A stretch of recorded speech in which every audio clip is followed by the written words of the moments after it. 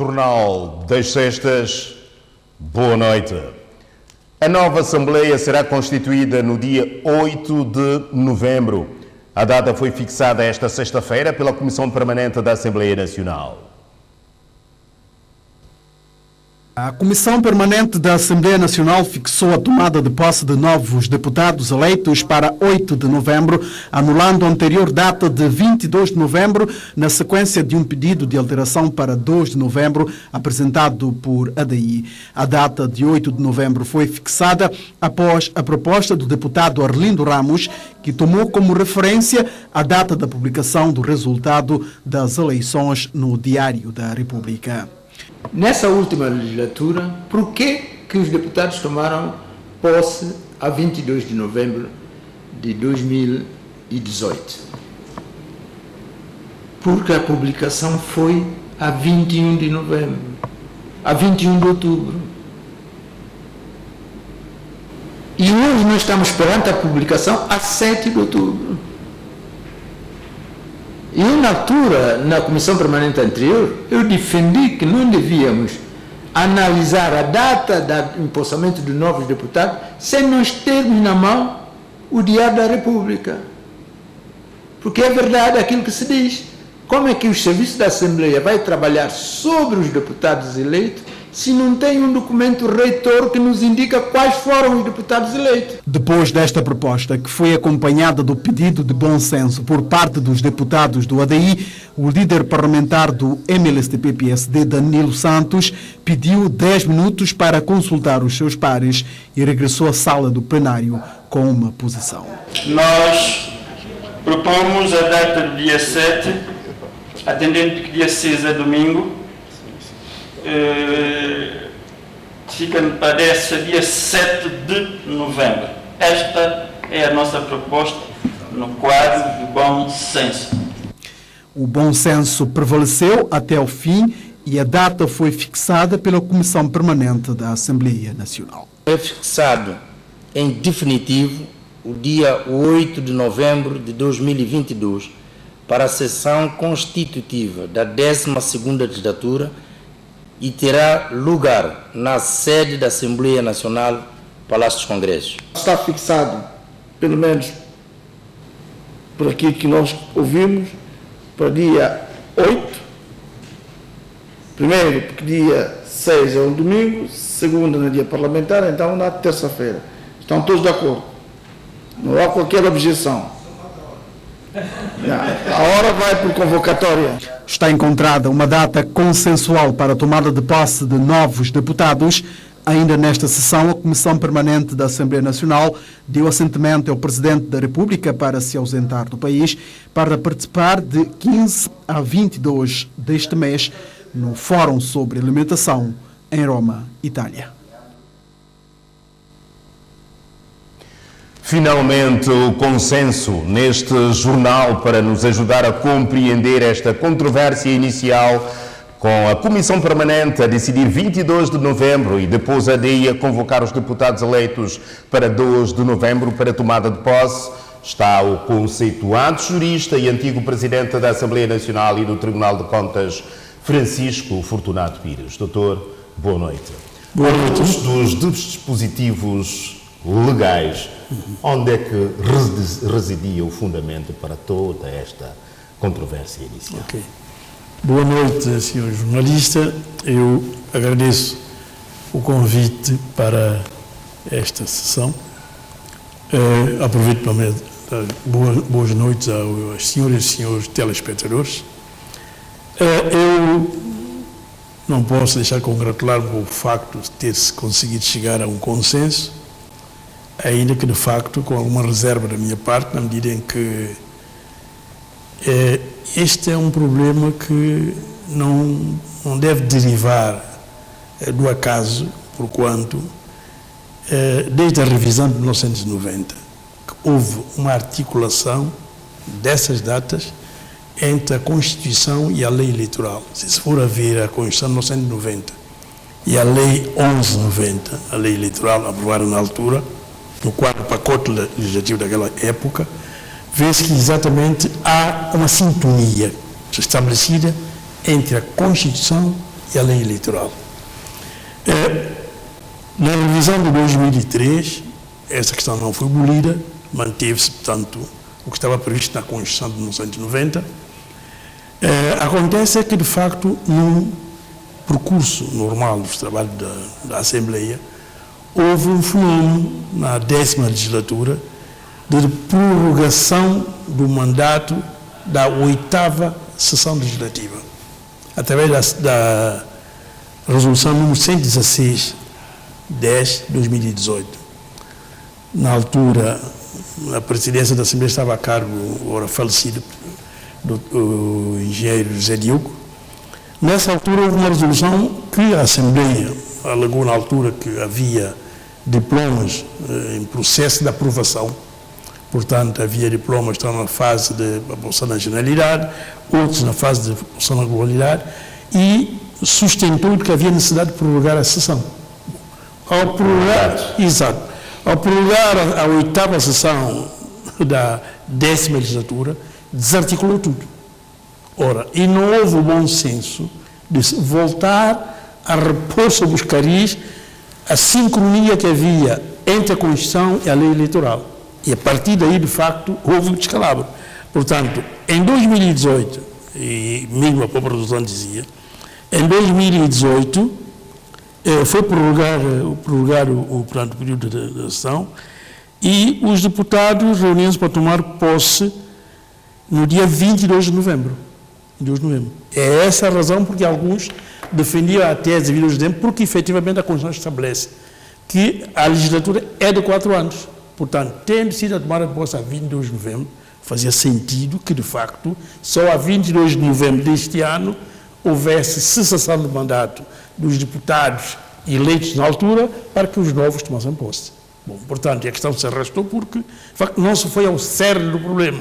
O cerne do problema está aí, exatamente. Houve uma desarticulação das datas a partir da prorrogação do mandato em 2018.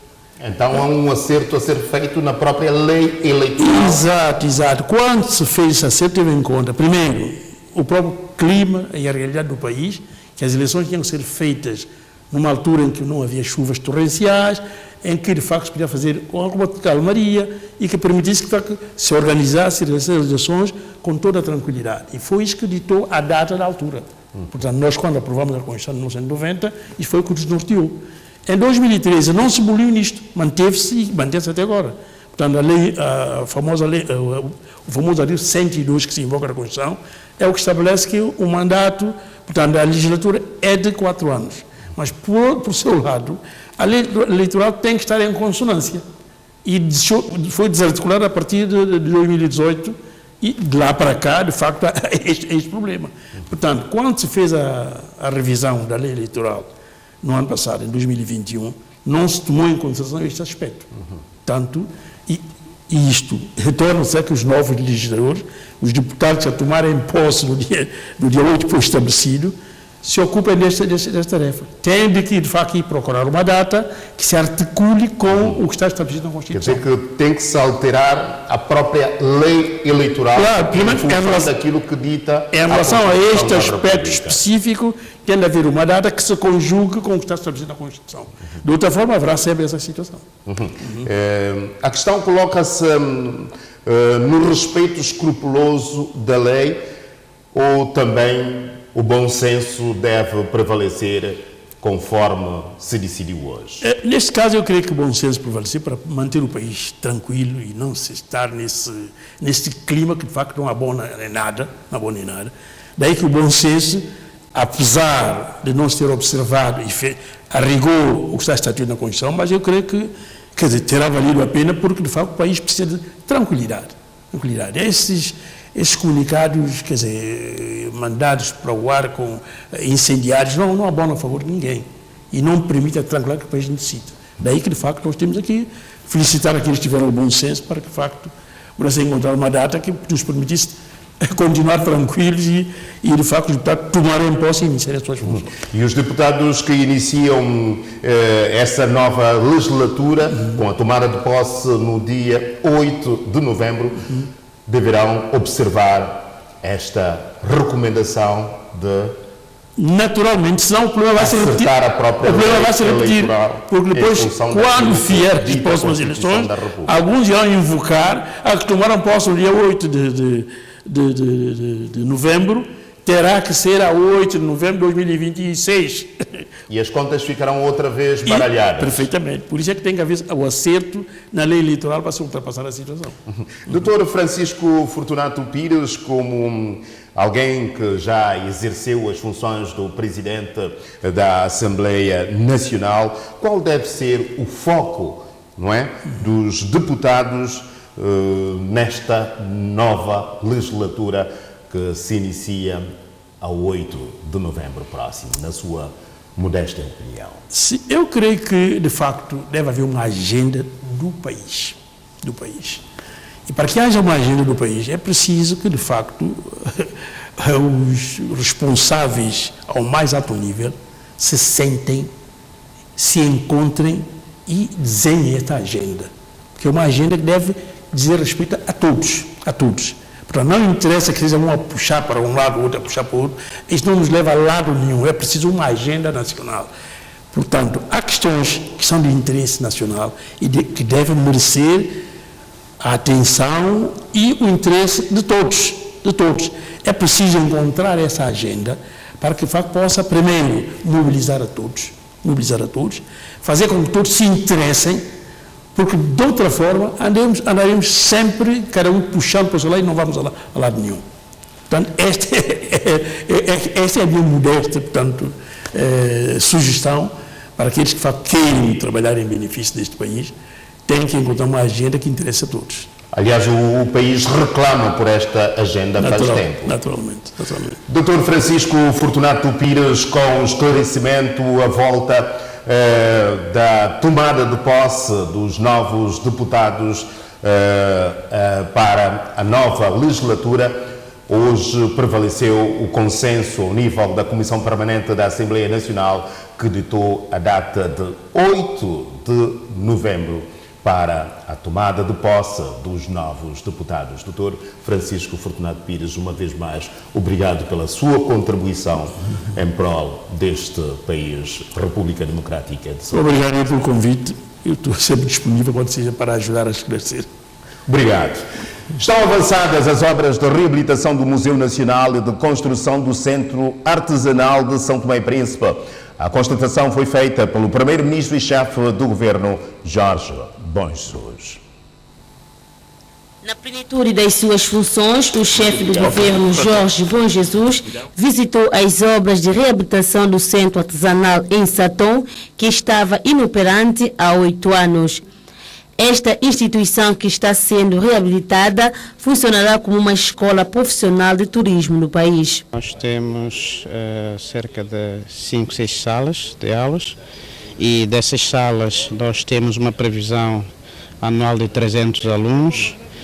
Portanto, são esses os 12 indicadores para uma escola em que tem como objetivo a formação, a capacitação e a educação dos jovens e adultos santomenses. Por ser um país com potencialidades turísticas, segundo Dilson Carvalho, o país passará a ter uma infraestrutura de renome, onde poderá formar muitos jovens santomenses e também da sub-região na área de turismo. Será uma escola, podemos considerar única neste domínio, uma escola, digamos, diferenciadora, que permitirá promover e divulgar a imagem de São Tomé e Príncipe. Um projeto financiado pelo Banco Mundial está avaliado em cerca de 2,5 milhões de euros, e é para 3 anos, e é neste quadro que este financiamento vai fazer com que a escola se torne uma realidade. E o ministro do Turismo, Ayrton do Rosário, foi quem fez a questão de convidar o primeiro-ministro Jorge Bom Jesus para ver de perto o decorrer das obras do Centro Artesanal em Satom. A obra de Satom é um espaço inicialmente vocacionado para a escola de artesanato. na altura foi inaugurada em 2014, em setembro, creio, de 2014, só que depois, portanto, os governos seguintes, portanto, o processo não avançou. Portanto, houve muita degradação e nós, ao entrarmos agora, portanto, requalificamos e, em vez de escola de artesanato, passamos a conceber um novo projeto no mesmo espaço, portanto, uma escola do turismo que nos pareceu também, portanto, algo bastante pertinente e oportuno neste momento para a formação do capital humano nesta área crítica, fundamental, prioridade, portanto, em termos de desenvolvimento de Santo Tomé e Príncipe. Depois de visitar o Centro e o Museu Nacional, o chefe do governo gostou do que viu. Temos estado a enviar várias dezenas de jovens para o exterior, Madeira, entre outros espaços, e temos também que formar alguns jovens aqui. O turismo tem sido o foco deste governo, mas também dos próximos. São daquelas áreas estruturantes para o nosso país. Eu gostei daquilo que vi, as obras estão bastante avançadas e, de facto, só fazemos, portanto, esperemos é que depois haja continuidade de Estado e que o próximo governo possa tirar o melhor partido destas infraestruturas, que são belíssimas para o desenvolvimento da escola, que tem o patrocínio, o apoio do Banco Mundial. Primeiro-Ministro Jorge Bom Jesus e os membros do seu elenco governamental visitam as obras de reabilitação do Centro Artesanal em Satom e o Museu Nacional. Em consequência dos resultados das eleições de 25 de setembro, o Tribunal Constitucional decretou a extinção de todos os partidos políticos que não conseguiram atingir 0,5% de votos expressos. Ao todo, são 4, nomeadamente o Movimento Social Democrático Partido Verde de São Tomé e Príncipe, liderado pela ativista social Elsa Garrido, o Partido de Todos os São Tomenses de Aniceto Penhor, Movimento de União para o Desenvolvimento Amplo de São Tomé e Príncipe, MUDA, liderado pelo engenheiro Tomás Vera Cruz, e o Partido Novo de Abílio, Espírito Santo. Moisés, boa noite. Bem-vindo ao Jornal das Sextas, o Tribunal Constitucional a cumprir com o que está na lei. Sim, boa noite, Sr. Jornalista José Bolsas, boa noite, povo de Santo Tomé e Príncipe. Claro, a lei é bastante clara, né? Os partidos devem atingir no mínimo 0,5% do voto expresso, assim diz a lei, e a não atingirem esse número mínimo, claro que a lei fez-se cumprir. De facto, temos agora 4 partidos a saírem do cenário político, fruto que não conseguiram atingir aquilo que é o mínimo. E claro, e é bom também que isto aconteça, digamos, porque se não conseguiram atingir o mínimo e a saírem do cenário político, cria aqui condições, enfim, para que possa surgir, se calhar, outras forças políticas e é bom que assim aconteça, para não estarmos aqui a acumular muitos partidos políticos e muitas vezes estes partidos políticos não têm nada a ver com o interesse nacional, são pequenos grupos com interesses bastante definidos, interesses do grupo e interesses pessoais. Portanto, aqui sem ofender e sem falar de alma que não merece, mas é a nossa realidade, infelizmente. O país precisa sim de partidos que possam surgir, que possam preocupar com o interesse nacional, que possam preocupar com o desenvolvimento de Santo Tomé e Príncipe. Mas quando não consegue atingir o mínimo, a lei é clara e a lei fez-se cumprir, portanto, esperarem o tempo que a lei diz e se sentirem que ainda estão motivados e poderão retornar o tempo que a lei prevê, que é no mínimo de 4 anos, assim irão retornar e se não retornarem, hão de dar espaço para que outras forças surjam. Moisés, os 4 partidos saíram da cena, não é? Mas estas eleições também ficam marcadas, não é?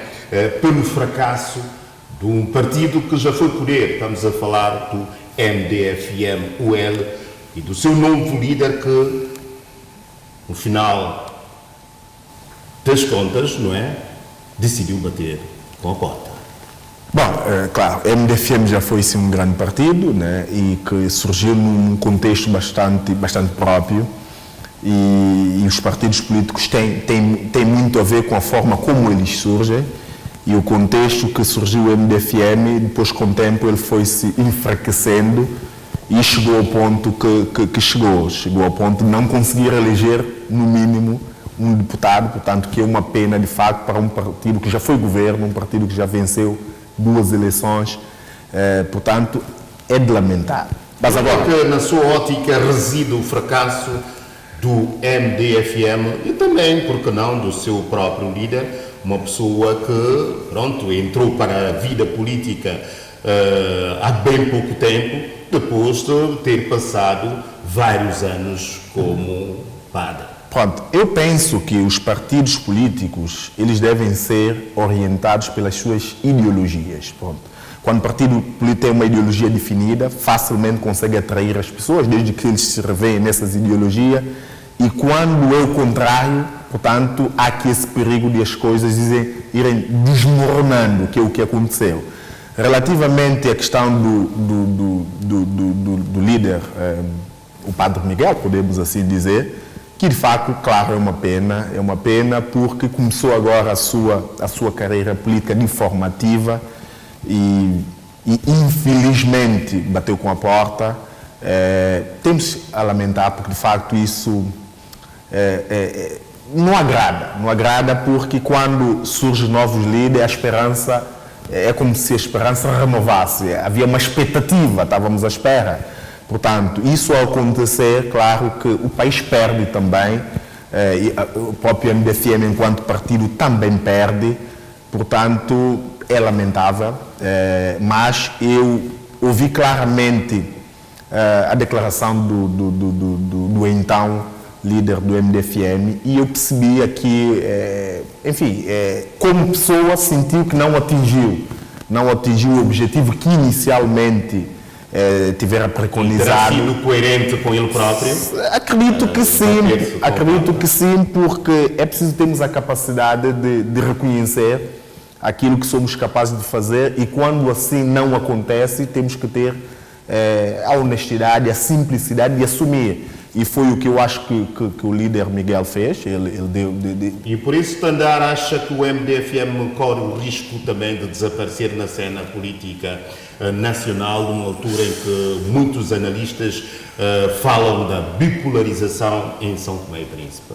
Bom, olhando para aquilo que é o histórico do partido MDFM, claro que podemos dizer que está a caminhar para o desaparecimento, porque neste momento não conseguiu eleger um deputado, portanto não estará presente na Assembleia Nacional, que é o palco para, enfim, exprimir as suas ideias, mas na política as coisas acontecem e é possível que o MDFM consiga dar volta a essa situação. Claro que vai ser necessário muito trabalho, muito esforço e muita entrega. Se assim os militantes estiverem disponíveis assim a fazer, é possível que consigam dar volta à situação. Se for o contrário, claro que podemos assim dizer que no futuro teremos mais um partido que por acaso já foi um dia poder, já governou, a desaparecer. Agora, relativamente à questão aqui da bipolarização, claro, é o que se fala muito hoje, muitos analistas falam, cada um com a sua tese, mas para mim eu vejo sempre numa outra perspectiva. Para mim, o que é que está a acontecer em São Tomé e Príncipe? Nós temos dois maiores partidos, que é o MLSTP e o ADI, e assim o poder tem sido intercalado, né? O povo diz que não quer o ADI e depois quer o MLSTP, e depois não quer o MLSTP, depois quer o ADI. Portanto, fica aqui uma confusão e alguns analistas são tentados a dizer que estamos a entrar para uma bipolarização. Eu não acredito nisso. O que eu acredito de facto é que o povo clama sim por líderes políticos que possam fazer mudança, líderes políticos que possam trazer reformas e que possam, enfim, corresponder à expectativa do povo. Tem surgido, sim, alguns partidos, que é o caso desses 4 que nós citamos aqui, que mal surgiram e também já desapareceram. Provavelmente, a expectativa que o povo coloca sobre algo de novo, esses partidos novos que têm surgido não têm correspondido a essa expectativa. Mas eu acredito que, se de facto, ao longo do tempo, surgir efetivamente um movimento político, ou mesmo um partido político, que tenha um líder, que tenha uma visão, que consiga apresentar essa visão para Santo Tomé e Príncipe com clareza, e acima de tudo, essa visão tem que ser apresentada salvaguardado o interesse nacional. É que muitos líderes políticos, quando falam, e nós vemos, damos a sensação que eles nem sequer acreditam naquilo que estão a dizer. Se não acreditam naquilo que estão a dizer, o povo também não vão acreditar. Claro, tendo essas duas forças tradicionais, as pessoas têm sempre a tendência, mesmo não querendo, as pessoas são forçadas a correrem para lá, daí que todo esse alarme de que estamos a entrar para uma fase... E acredita que nos próximos tempos irá surgir este líder, cujo perfil acabou de... Eu acredito que sim. Eu acredito que sim. Por quê? Porque nós, quando olhamos para a história, por exemplo, desde o tempo de Israel, de tempo em tempo vai surgindo líderes. Quando as pessoas menos esperam, surge um novo líder. E eu acredito que há de surgir um novo líder em Santo Tomé e Príncipe, até porque eu acho que o povo de Santo Tomé e Príncipe não merece isso. Nós não merecemos. Nós temos esperança, temos expectativas, os nossos filhos têm esperança e toda a gente quer ver os seus sonhos a serem realizados. E nós estamos nisso há 47 anos, né? E agora no final com a tendência de estamos sempre a correr de um lado para o outro, mas os nossos problemas continuam e parece que eles vão agonizando cada vez mais. É claro que o povo está na expectativa, o povo está à espera. Enquanto não surgir, vamos estar a dançar, quando é uma música é outra. Mas quando efetivamente surgir, de facto, um líder que corresponde à expectativa do povo de Santo Tomé e Príncipe, e qual é a expectativa do povo? O povo quer ver os seus problemas resolvidos. Quer medicamento, quer escola, quer alimentação, quer fazer as coisas. Quando surgir um líder que apresente essa ideia, claramente o povo entende, seguramente que o povo vai aderir. Nós falamos dos partidos que foram extintos, falamos do MDFM UL, que no fundo também está com dias difíceis, mas há também o caso do partido histórico, o PCD. Qual é a tua visão relativamente ao futuro deste partido que agora, para estas eleições, nem sequer surgiu na lista de votos e não vai constar também na Assembleia Nacional da próxima legislatura? Bom, o PCD, que por acaso também já foi um grande partido, já venceu as eleições em 90, com maioria absoluta, portanto, e hoje nós vemos o PCD a não participar numas eleições legislativas, né, fruto daquilo que nós conhecemos, né, abraçou a ideia do movimento Basta, e pronto, o resultado é que o PCD nessas eleições não foi tido no cenário político e também não estará na Assembleia Nacional. É claro que a semelhança daquilo que eu vejo no partido MDFM, vejo também no PCD, é preciso que haja rapidamente uma reviravolta e, acima de tudo, muito trabalho. Mas o PCD já foi dando sinais desde 2018. Em 2018 o PCD estava a concorrer às eleições numa coligação e os resultados também não foram satisfatórios. Portanto, agora não participou numa coligação e parece que a coisa se complicou ainda mais. Portanto, agora, o futuro é incerto, não sei o que o PCD está a pensar, não sei o que os militantes estão a pensar, não sei se essa fusão entre o PCD e o Basta vai continuar. De qualquer forma, seja qual for a direção que eles decidirem tomar, é preciso fazer uma reflexão profunda sobre aquilo que foi o PCD, aquilo que é o PCD hoje e aquilo que poderá vir ser o PCD. Depois dessa reflexão, claro que só vai restar muito trabalho se quiserem efetivamente contornar a situação em questão. Se não houver trabalho, se não houver estratégias, se não houver uma nova dinâmica, provavelmente nas próximas eleições teremos também um PCD, ou na situação que está o MDFM, ou teremos um PCD na situação em que tiveram esses quatro partidos, o que é uma pena, porque eu acho que na democracia é importante que haja equilíbrio. Daí que esse perigo, nós estamos agora a falar muito da bipolarização, que é um perigo eminente. Ter dois partidos a controlarem o poder é sempre um perigo. É preciso que haja uma terceira ou uma quarta força que faça sempre o desequilíbrio, porque o desequilíbrio na democracia é importante para que haja diálogo, né? O desequilíbrio força o diálogo. E na democracia o diálogo é importante.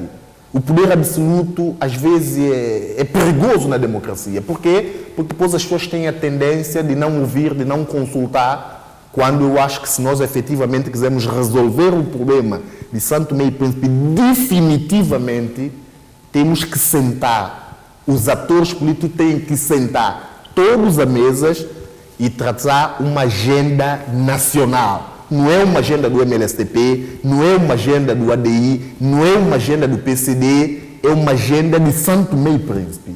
Se os homens, os atores políticos tiverem a coragem de fazer isso, uma agenda com uma visão a curto, médio e a longo prazo. Se tiverem coragem de fazer isso, provavelmente daqui a alguns anos nós teremos um São Tomé e Príncipe diferente. Mas enquanto nós insistirmos com essa ideia de que, ok, agora é a nossa vez, portanto, temos que aproveitar, temos que perseguir, temos que maltratar. Enquanto nós agimos desta maneira, podemos trocar de partido quantas vezes for necessária, os nossos problemas vão continuar e vão agudizar cada vez mais. E não é esse o nosso desejo. O nosso desejo é que, efetivamente, São Tomé e Príncipe seja um país funcional, seja um país dinâmico, um país que dê para todos os santomenses viverem com alguma dignidade, independentemente da sua filiação política. Moisés, a par da atual situação política, não é? Temos uma notícia triste que marca a semana, tem a ver com o passamento físico do ex-presidente da Assembleia Nacional, José da Graça Diogo.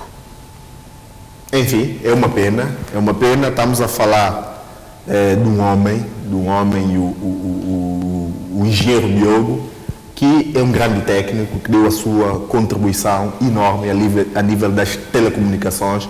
Portanto, o país perde o seu filho, perde um grande homem e um político também, né, um militante ativo do ADI, que já esteve na estrutura, a mais alta estrutura do partido. Portanto, é uma pena, podemos assim dizer, mas nós nascemos, crescemos e morremos. Portanto, quando chega a nossa hora, infelizmente não conseguimos fazer absolutamente nada. Por isso que enquanto nós estivermos vivos, o bom é darmos o nosso melhor, fazer em prol de nós e dos outros, porque quando chega essa hora nós não conseguimos fazer absolutamente nada.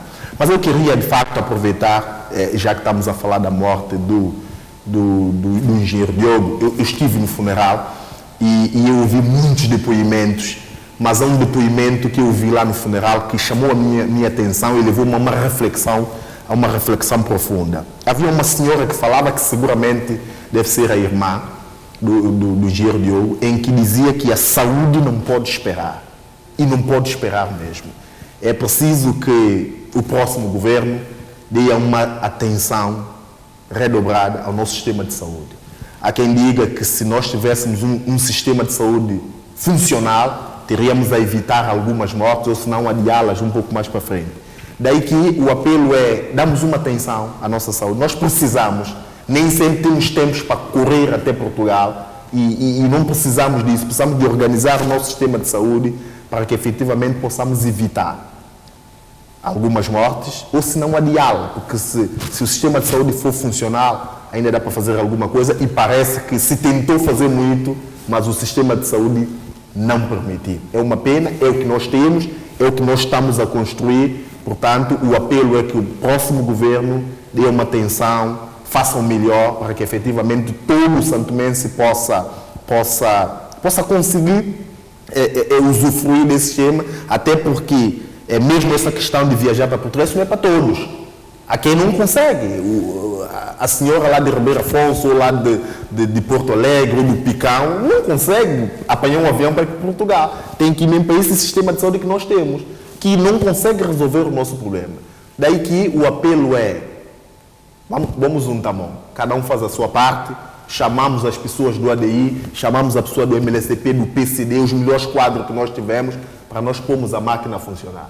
Moisés Viegas, com análise do atual cenário político e também aqui com reflexão sobre a melhoria do sistema de saúde em São Tomé e Príncipe. Aliás, tem colocado acento tónico nisto todos os autores políticos de São Tomé e Príncipe, mas é necessário se colocar mesmo o acento tónico ao nível da questão de saúde em São Tomé e Príncipe. Moisés, obrigado pela sua presença uma vez mais no Jornal das Sextas.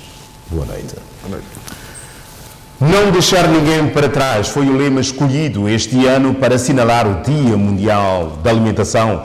Apesar da data ser comemorada no dia 16 de outubro, esta sexta-feira, Roça Agostinho Neto foi palco do ato central da efeméride. No quadro da celebração do Dia Mundial de Alimentação, a Escola Básica da Roça de Agostinho Neto acolheu esta sexta-feira o ato central da efeméride. O plantio das mudas e a entrega de materiais agrícolas foram atividades que marcaram o dia. Nós decidimos, neste lote de materiais, fazer entrega não só de plântulas de hortícolas, mas ajuntamos a este lote algumas plantas, árvores de fruta, incluindo alguns materiais para poder ajudar, nesse caso concreto, para este ano, a escola de Agostinho Neto, de forma a incentivarmos a produção de produtos alimentares em apoio ao PNAS, ao Programa Nacional de Alimentação e Saúde Escolar, para garantir a alimentação, prato quente às crianças. Não deixar ninguém para trás, melhor produção, melhor nutrição, melhor meio ambiente e uma vida melhor são as mensagens dedicadas para 16 de outubro deste ano, que tem o apoio das Nações Unidas. E acho que esse dia da alimentação mundial vem aqui nos ajudar a mais uma vez fazer essa advocacia.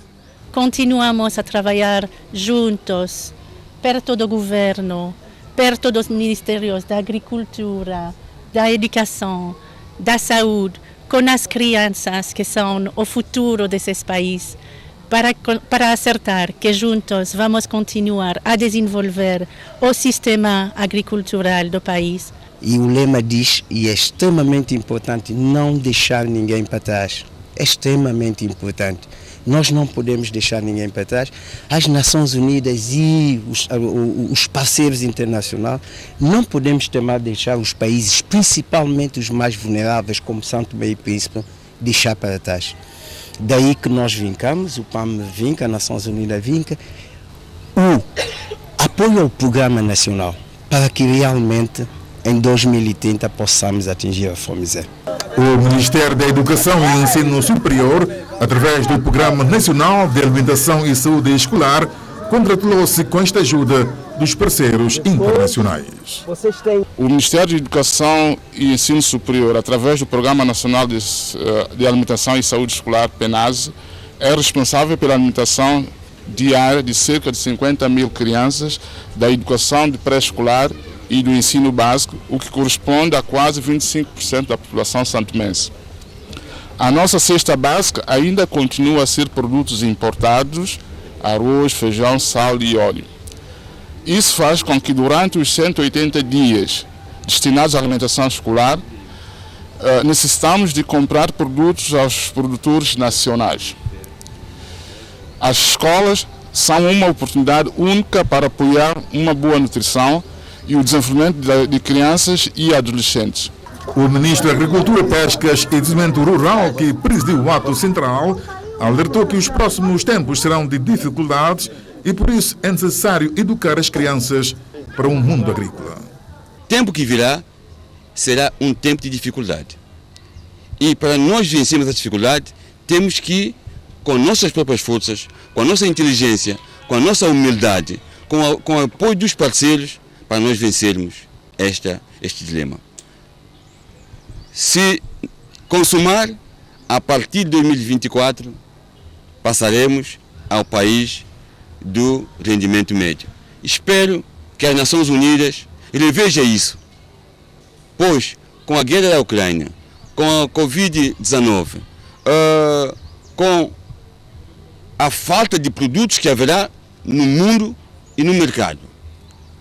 Portanto, revejem isso em nome do povo de Santo Tomé e Príncipe, porque os apoios que nós temos obtido de vós, e que eu aqui passo a agradecer, PNUD, PAM, FAO, FIDA, União Europeia, China, portanto, todos os parceiros que conosco têm labutado, que têm nos dado apoio em materiais, é bom que se fique bem claro, porque quando nós anunciamos que recebemos uma verba de PAM, de FAO, de FIDA, essas verbas são sobretudo em materiais e para manter o funcionamento das coisas. Portanto, não entregam dinheiro ao ministro na mão, como muitos pensam que o ministro recebeu 100 mil, 200 mil, 300 mil. Então, portanto, é bom que os mais lúcidos, portanto, não aproveitam essas oportunidades para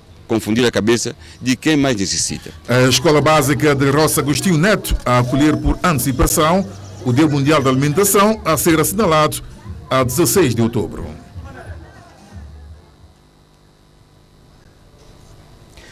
Jornal das Sextas. A Agência Nacional de Petróleo, através de um comunicado, anunciou que o Poço Jaca confirmou a existência de um sistema petrolífero ativo, mas os resultados iniciais indicam que não há evidências de que o prospecto tenha um potencial recuperável suficientemente grande para ser comercial. No Jornal das Sextas, para nos ajudar a interpretar melhor estes resultados, está o ex-diretor da Agência Nacional de Petróleo, ele que também trabalhou durante muitos anos na Zona Conjunta de Exploração Petrolífera Nigéria, São Tomé e Príncipe. Doutor Ligário Tenier, boa noite. Boa noite. Existência de um sistema petrolífero ativo, mas os resultados iniciais indicam que não há evidências de que o prospecto tenha um potencial recuperável suficientemente grande para ser comercial. Na linguagem mais simples, ou seja, mais clara, o que é que isso significa, doutor? Bem, muito boa noite, caríssimos ouvintes. Boa noite, o senhor diretor da Televisão Nacional, José Bolsas. Antes de mais, eu agradeço esta oportunidade de estar aqui para contribuir para algum esclarecimento, para aportar informações para que o grande público, o público que não é especialista nesta matéria, possa entender melhor o que está a passar, por um lado, e por outro lado, e por isso mesmo, para evitar especulações perfeitamente inúteis num domínio como este e num momento como este. Bem, nós temos aqui duas questões fundamentais. Do ponto de vista, em termos de linguagem técnica, o que é isso de um sistema petrolífero ativo? Na prática, o que se quer dizer é que, com a perfuração, confirmou-se a existência de hidrocarbonetos na nossa zona econômica exclusiva. Eu repito, existência de hidrocarbonetos. Hidrocarbonetos significa o quê? Pode ser petróleo, pode ser gás. Portanto, a partir daí, a questão que se coloca, quando há primeiro uma descoberta, ok? A questão que se coloca depois é saber se as quantidades, qual é a quantidade daquilo que se encontra. Porque as empresas estão na nossa zona econômica exclusiva trabalhando, o governo são-tomense está interessado, assim como as empresas, em que se tenha hidrocarbonetos para a sua comercialização, para que haja dividendos, portanto, rendimentos para São Tomé e Príncipe. Ora, na segunda parte da declaração da Agência Nacional de Petróleos, diz-se que não há provas de que existam quantidades suficientes para que os hidrocarbonetos que se encontram, enfim, no fundo descobriu-se seja comercialmente viável, ok? Então, a primeira questão é, nós devemos estar felizes pelo facto de se ter confirmado a existência de hidrocarbonetos. A segunda questão, e para isso há estudos que vão prosseguir, muitos estudos que vão prosseguir, e há um terceiro aspecto, a segunda questão é, vai-se agora tentar ver em que medida é que e aonde é que existe petróleo que seja de facto viável em termos comerciais, para que São Tomé e Príncipe possa ser considerado um país também com petróleo, digamos, de economia petrolífera, ok? Estamos a falar ainda do bloco Jaca. Estamos a falar do bloco Jaca. E daí o terceiro aspecto. Note, quando se vai para uma perfuração, há uma percentagem que está estabelecida, percentagem de sucesso que está estabelecida. Os especialistas, os técnicos trabalham, dizem bem, há uma percentagem X para que se possa de facto descobrir quantidades comerciais de petróleo. Mas é preciso também que se tenha em conta que, em termos de estatística, quando se faz uma perfuração, normalmente na indústria petrolífera, para que se consiga uma boa descoberta é preciso que se façam 3 furos, em média, ok? Isto de acordo com a experiência, por isso mundo fora. E nós fizemos agora um furo. Bem, e neste primeiro furo, e é bom chamar a atenção ou informar as pessoas que as atividades nos outros blocos estão praticamente em stand-by, em suspensão, em suspenso, aguardando os resultados deste primeiro furo. Quer dizer que os estudos vão continuar? Necessariamente, porque nós estamos numa zona virgem, por isso é que houve um primeiro furo. E deste primeiro poderá haver no mínimo mais 2, neste mesmo bloco, para que se possa ter elementos mais concretos, respostas mais concretas. Bem, fizemos um, vamos aguardar outros. Mas, por outro lado, todas as empresas em todos os outros blocos estão à espera das informações de caráter técnico, ok? Relativas ao quê? Relativas ao subsolo marinho são-tomense, para que possam conhecer melhor os dados geológicos da zona. A partir deste furo que se fez do bloco Jaca. Exatamente. A partir do bloco Jaca, todas as empresas em todos os blocos terão elementos mais consistentes para darem continuidade ao seu trabalho. E este trabalho vai continuar necessariamente. E nesta área petrolífera, de acordo com o primeiro furo que se fez, dos resultados que já se tem, os primeiros, não é? Quando é que teremos próximos resultados e quando é que esses estudos estarão concluídos para termos outras informações relativamente à existência não posso quantidade comerciável do petróleo que corresponde à própria expectativa da população que há mais de 30 anos está à espera que o petróleo comece a jurar. Sim, senhor. Esta resposta eu não lhe posso dar. O que lhe posso dizer de forma genérica... Mas de acordo com aquilo que é prática. Sim, de forma genérica, eu estou convencido que no mínimo mais 6 meses para que se tenha mais resultados, até porque, como eu lhe disse, nos outros blocos todos, primeiro no próprio bloco, os dados recolhidos vão ser analisados, vão ser escalpelizados, portanto, vão ser analisados em todos os seus detalhes. E depois, nos outros blocos que terão acesso, através, naturalmente, das normas contratuais existentes e dos acordos, eventualmente outros acordos que serão estabelecidos entre as empresas e entre elas e a ANP, vão conhecer esses dados para que possam projetar melhor os seus próprios trabalhos. Portanto, mínimo dos mínimos, mais 6 meses de análise, estudos e por aí fora, para que depois cada um possa programar os seus próximos furos, partindo do princípio que vai havê-los, e eu estou convencido que irá haver mais furos, necessariamente mais furos. Doutor, disse que para um bloco, o mínimo deve-se fazer 3 perfurações. A média. A média. Significa dizer que ainda para este bloco Jaca vai-se fazer, tudo indica que vai-se fazer mais 2 perfurações? Pode ser que na segunda, por exemplo, se encontre resultados que ainda estão a ser estudados, estão em estudo. Sim, pode ser que num segundo furo, por exemplo, numa segunda perfuração, se encontre petróleo em quantidade comercial. Nada diz que não. Note, isto é assim. Nós, por exemplo, temos um talhão. Eu gosto de dar esta imagem. Nós temos um talhão em termos de agricultura, ok? E nós projetamos, por exemplo, plantar, seja ananás, sejam outros frutos ou outros produtos agrícolas em determinadas áreas. Muitas vezes nós fazemos os primeiros ensaios e ao fim de alguns meses ou um ano vê-se que, neste lado do terreno não deu grande coisa, embora já se conheça o terreno. Então, muda-se de terreno, muda-se do espaço, dentro do mesmo talhão, muda-se de espaço para que se possa ter resultados mais interessantes.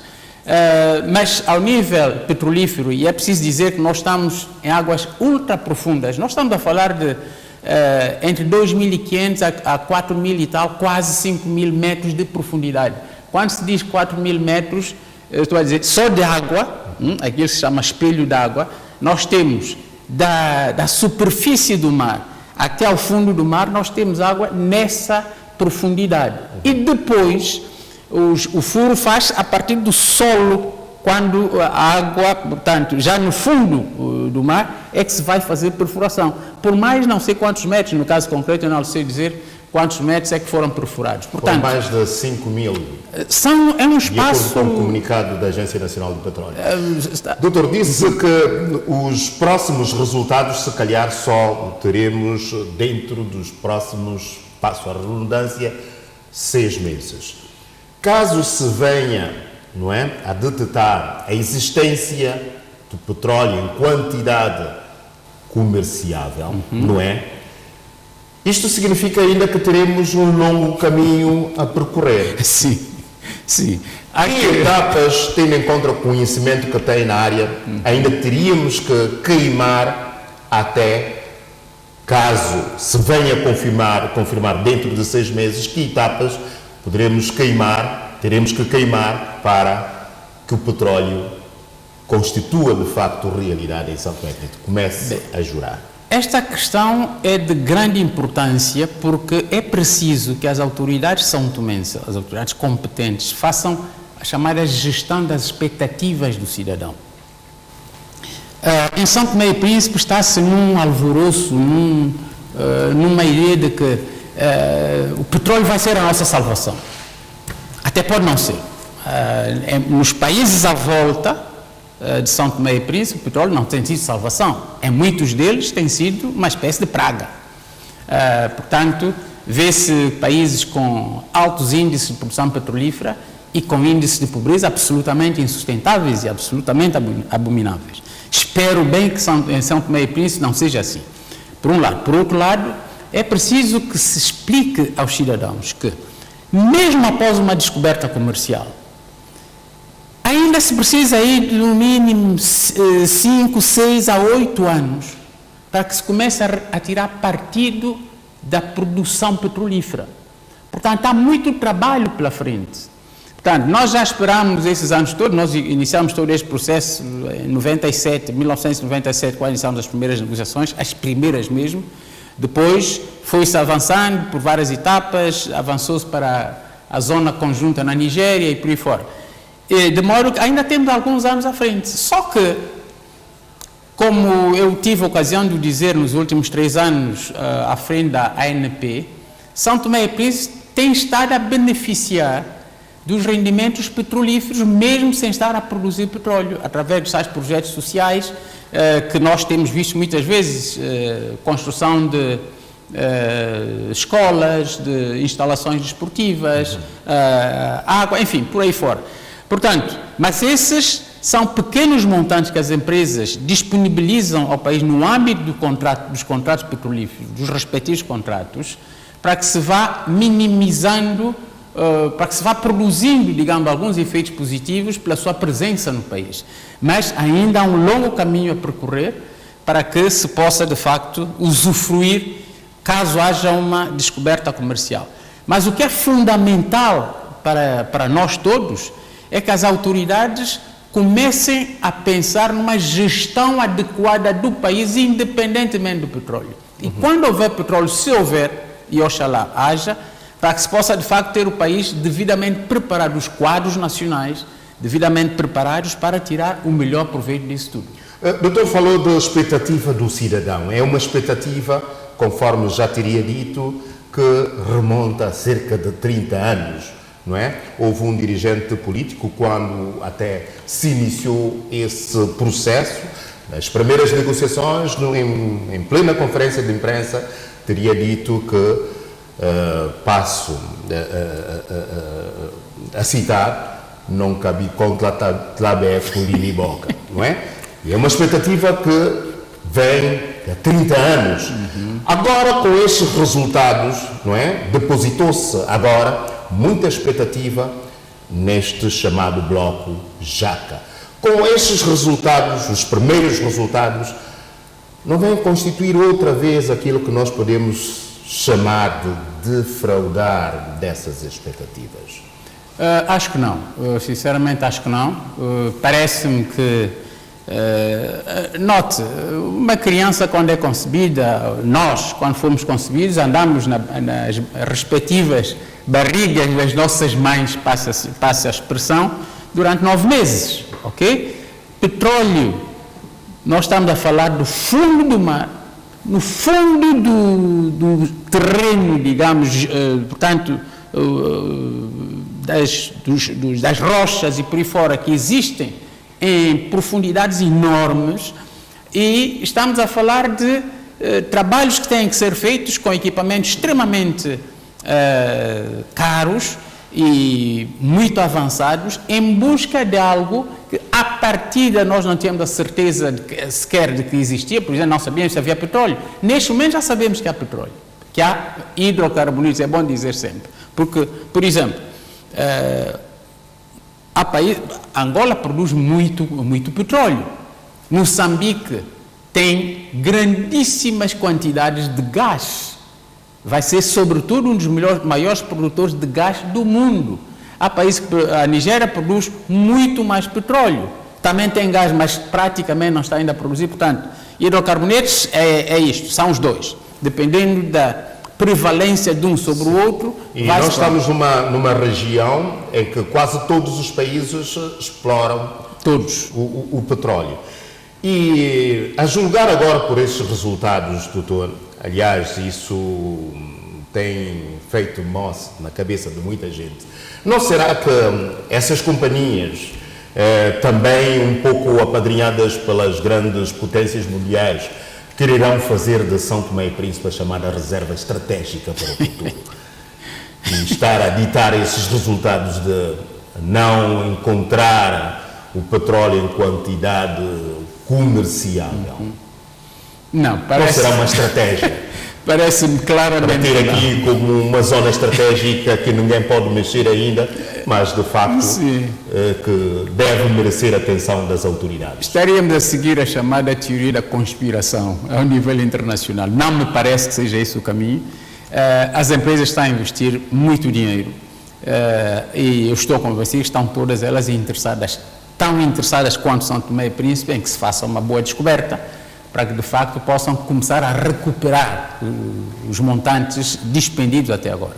Portanto, eu estou convencido que estamos todos conjugados para esse objetivo de encontrar o petróleo. São Tomé e Príncipe, enquanto país, os seus governos, o seu governo, deverá estar focado no desenvolvimento de São Tomé e Príncipe e na forma de melhor aproveitamento desses recursos, e as empresas, naturalmente, primeiro na recuperação do investimento feito e depois, enfim, nos seus lucros, porque é a lógica das empresas ganhar dinheiro.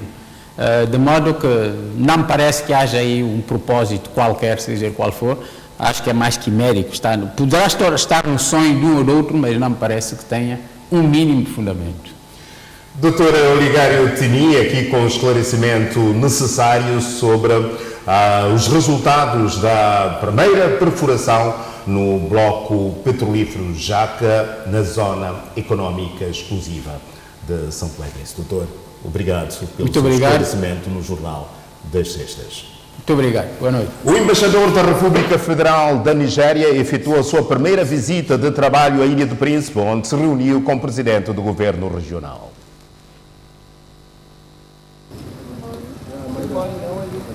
Foi acreditado no país desde agosto último, enquanto embaixador da República Federativa da Nigéria, e como forma de manter uma cooperação profícua com as entidades nacionais, Gambo Ianza faz a sua primeira visita à região autónoma do Príncipe, onde foi recebido pelo presidente do governo regional para apresentar os cumprimentos e abordar questões ligadas à cooperação entre São Tomé e Príncipe e a Nigéria.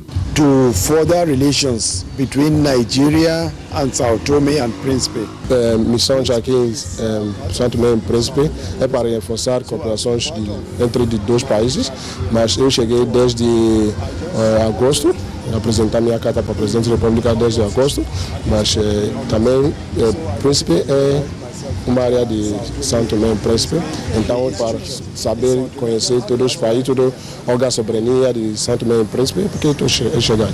Nós conversamos sobre toda a área entre dois países, a área de avião civil, de comércio, reforçar cooperações, também que ele garantia que eu tenho um investidor que quer fazer negócio em Príncipe, garantia que tem oportunidade para negócio para desenvolver. Tem licença de Príncipe para proteger negócio de estrangeiros.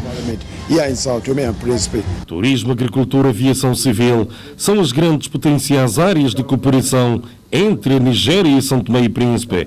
Por isso, estando na região, o embaixador da Nigéria pretende explorar as referidas áreas na região.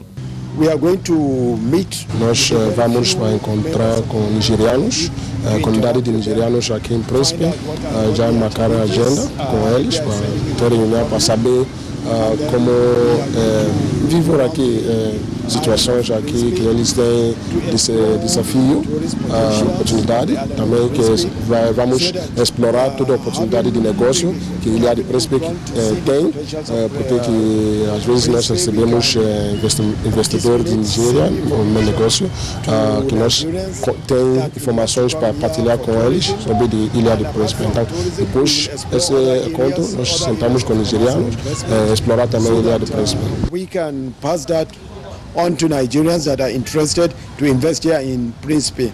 Embaixador da Nigéria de visita à região autónoma do Príncipe. A escritora portuguesa Carolina Carvalho lançou no país, esta quinta-feira, a sua obra intitulada Hoje, Amanhã e Sempre. O lançamento do livro que convida a reflexão e a vida aconteceu no Centro Cultural Português, numa parceria com a Livraria Nó. Com seu livro intitulado Hoje, Amanhã e Sempre, a autora quis proporcionar reflexão sobre os vários aspectos da vida. Este é o terceiro livro e, no fundo, resume ali a compilação de momentos de reflexão sobre a vida e para a vida. Depois acaba por retratar ali inúmeros temas. Uma das frases, uma das perguntas que eu posso ver aqui no livro é quem somos, o que fazemos, que legado vamos deixar? O que quis deixar com essas perguntas? Que assim, no fundo, isto acaba por ser um caminho de autodescoberta e de autoconhecimento e, no fundo, eu tenho as minhas respostas para estas questões. E assim, muito resumidamente, quando eu pergunto quem sou, no fundo eu acabo por sentir que, além de uma sonhadora, eu também me considero uma eterna aprendiz. E isto também foi um caminho de aprendizagem. O que faço aqui, eu considero que a parte da escrita também faz parte da minha missão de vida. Isto é uma das coisas que eu também, no fundo, enquanto tiver este percurso de vida, também é uma das minhas formas de contribuir. É pela primeira vez que a escritora portuguesa Carolina Carvalho lança uma obra em São Tomé e Príncipe. O livro, que foi apresentado ao público são tomense no Centro Cultural Português, é uma compilação de 2 livros já publicados pela escritora. Que legado vamos deixar? Eu considero que o legado material que eu deixo, efetivamente, são os livros. O legado imaterial, eu considero que é a pessoa que eu me vou tornando a cada dia fazendo o que faço. Está cá juntamente em parceria com a livraria Nó, lançando esse livro. Eu creio que é pela primeira vez lança uma obra sua em São Tomé e Príncipe. Como é que está-se a sentir? Muito bem, aliás, as redes sociais têm estes benefícios, que tornam o longe perto, e deu uma oportunidade de conhecer a livraria Nó, de conhecer o Euclides, que é o responsável da livraria, e a par disto tudo fui acompanhando o trabalho do Euclides. O Euclides começou a acompanhar o meu trabalho e, mediante isto, acabámos por abrir aqui uma porta para que eu pudesse também estar aqui a apresentar o livro. Na verdade, isto tem um contexto. Eu tinha 2 sonhos na vida, um deles era escrever um livro, o outro era um dia cumprir uma missão humanitária em África, porque além de escritora eu também sou enfermeira, e a verdade é que um sonho abriu as portas ao outro e, na verdade, acabo por fazer aqui a conjugação desse trabalho. Questionar sobre o sentido da vida, portanto, é uma questão que se alarga para o propósito e significado de nossa existência.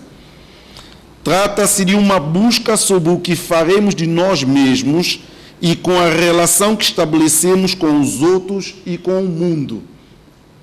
Por isso, a autora faz-nos entender que a pessoa que não tem propósitos para servir o próximo não compreende um dos maiores ofícios.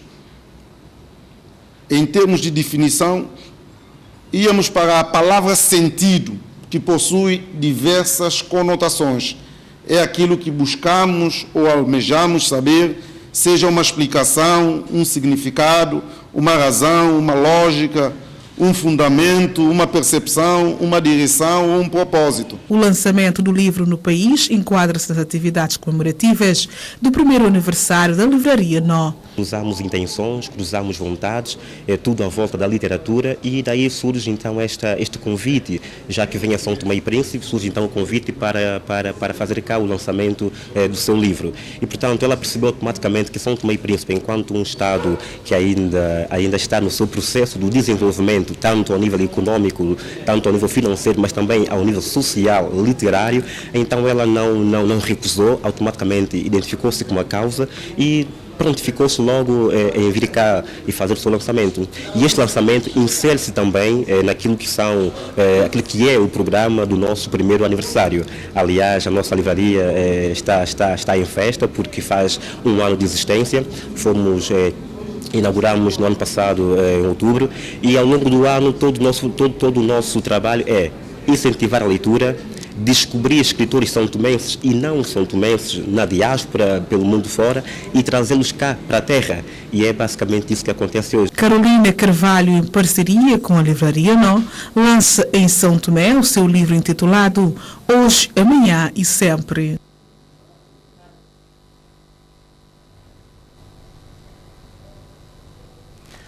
A música são-tomense está mais pobre, com o passamento físico em Portugal aos 82 anos, vítima de doença prolongada do músico e compositor Sum Alvarinho.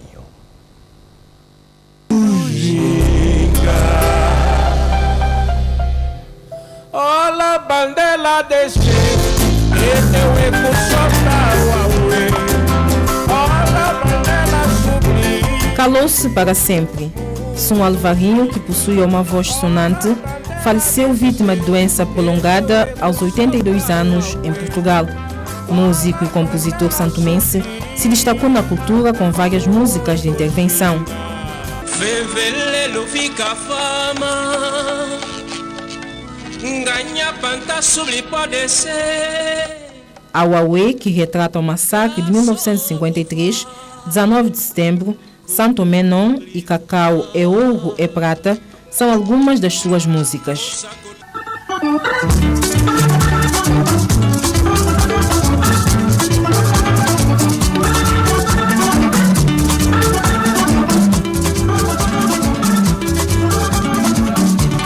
é ouro, é prata, é nosso diamante também.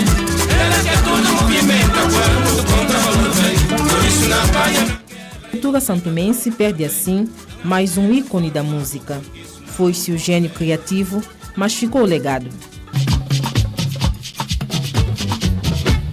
Dedo é dedo, conversa dedo. Dedo é dedo, buraca ponto é dedo. Dedo é dedo, consola dedo. Dedo é dedo, você lá e lá só.